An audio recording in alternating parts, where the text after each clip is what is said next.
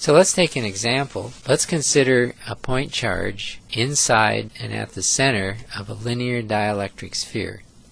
The sphere has a relative permittivity epsilon r. Q is the only free charge in the problem.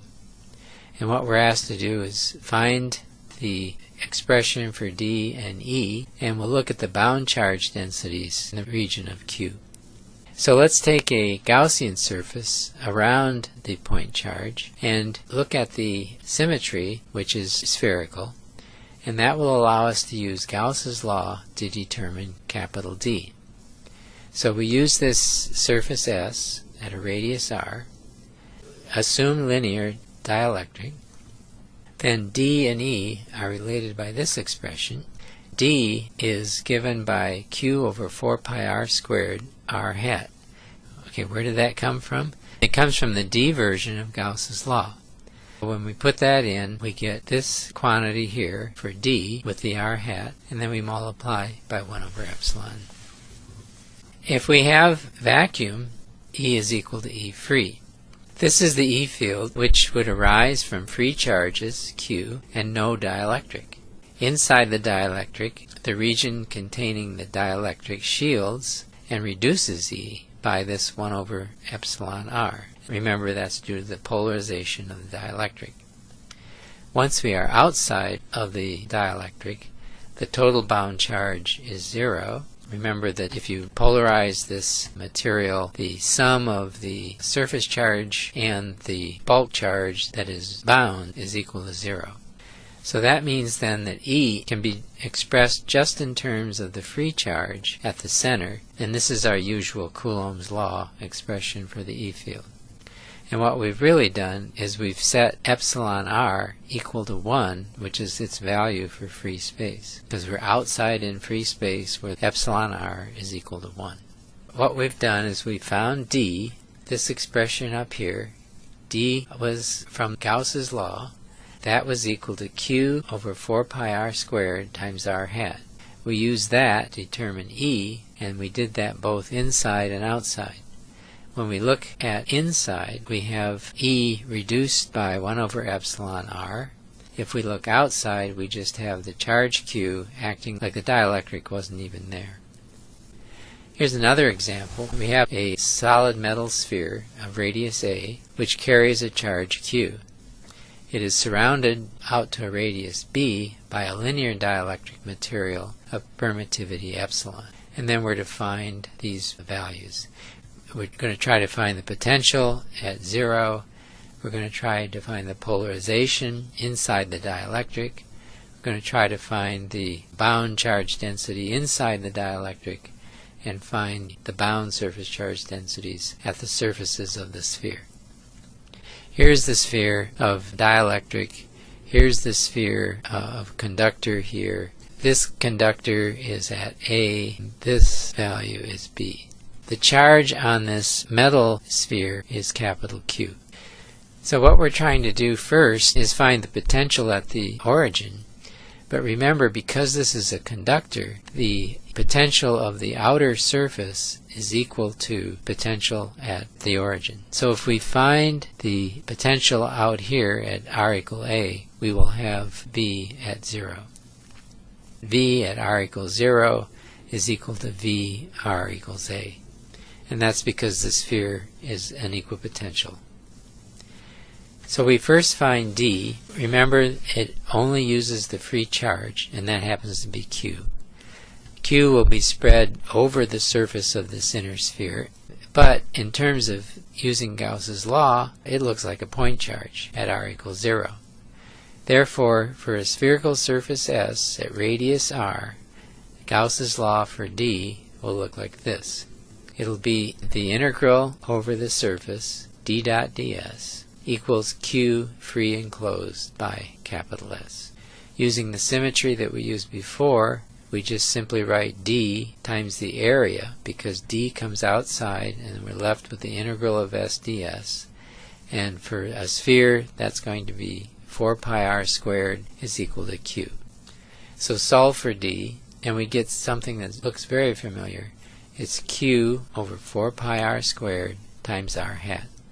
D does not depend on any bound charge. So this is true for all R greater than A, inside the dielectric and then outside the dielectric as far out as we wish.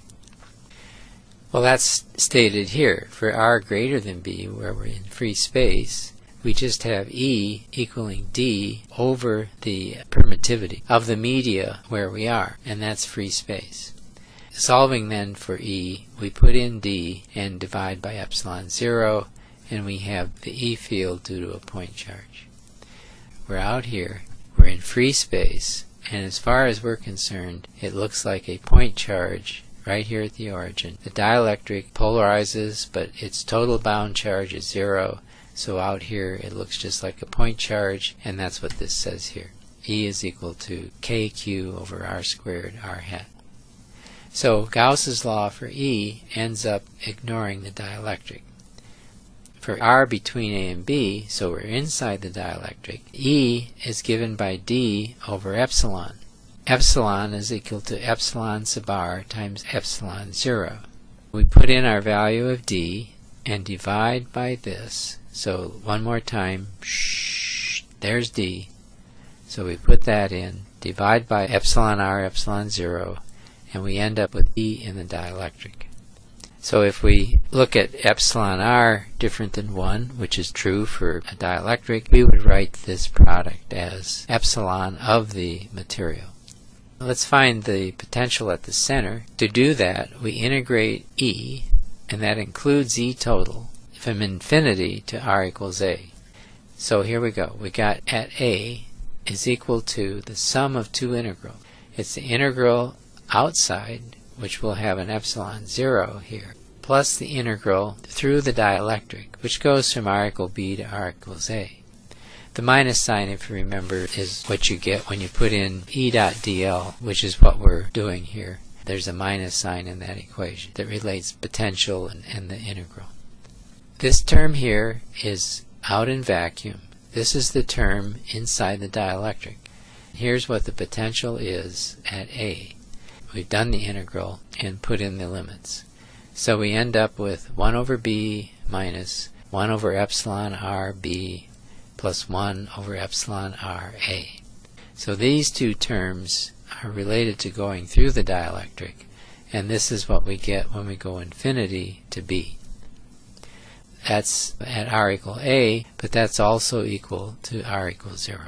Anywhere inside the metal will give us the same value. Next, let's find P. Realize that P is non-zero only inside the dielectric. In the region in the dielectric, we would write P is equal to chi sub E epsilon 0 times E inside the dielectric. If we go back to the expression for E in the dielectric, so this is it right here, we put that in. Here's E inside the dielectric. You'll notice that epsilon 0 cancels right here, and we're left with this expression here. So this is P that is induced by the charge Q on the metal sphere, and it's a function of R, and this goes from R equal A to R equal B. So that's the polarization vector. Now let's find the charge densities. So we go to the bulk charge density, and remember that that's equal to minus the divergence of P. We put in P that we just determined, so here it is right here. Take the divergence, and we do this in spherical coordinates. Perhaps you remember the divergence of 1 over r squared, which is the field of a point charge, for example, is equal to 0. We don't have any bound charge in the bulk of the dielectric. Now let's find the surface charge density, and so we first go to the inner radius. From the point of view of the dielectric, the normal vector to that surface is in the minus r hat direction. We can write down the surface bound charge as equal to P at r equals A dotted into n hat, where n hat is minus r hat. Go back and find our P. This is this quantity here with r equals A, so that becomes A squared. And then this will be a minus 1, this dot product. Simplifying then, the bound charge density on the inner surface of the dielectric is equal to this quantity here. Note that it's minus. If you think about it, here's your inner sphere, and here's the inner surface of the dielectric. Here's the out one. If this is plus, it's going to induce negatives on this surface here. And that's why that's negative. If that happens, it's sort of like thinking the tails over here give you negative, the heads over here give you plus. So we expect the bound surface charge density on the outside to be plus. So let's try it. At r equal b, the n hat of the dielectric out here is positive. So we get r hat. So at the r equal b, the bound surface charge density will be p dot n again at r equal b. So that's why there's a b here, r hat dot r hat, which is equal to 1. When we're done, we have just this quantity. Look at the difference. This one is a squared, this one is b squared, and it's plus. This is plus. Well, you say those are different. And I say, yes, they are different. But the total bound charge on the inner radius compared to the total charge out here is the same. How do you know? Well, this is a constant. This is a constant here. So to find the total bound charge on either of these surfaces, you just multiply by the area at that radius. Well, the area here is 4 pi a squared. The area here is 4 pi b squared. So you end up getting rid of the a's and the b's, and the two total charges are in fact equal. So that goes back to the fact that the total bound charge is 0. The bulk charge density was 0. The sum of the total charge on the surfaces is equal to 0. Therefore, the total charge that we're talking about is only the free charge. So next time we're going to re-attack the parallel plate capacitor, adding the dielectric.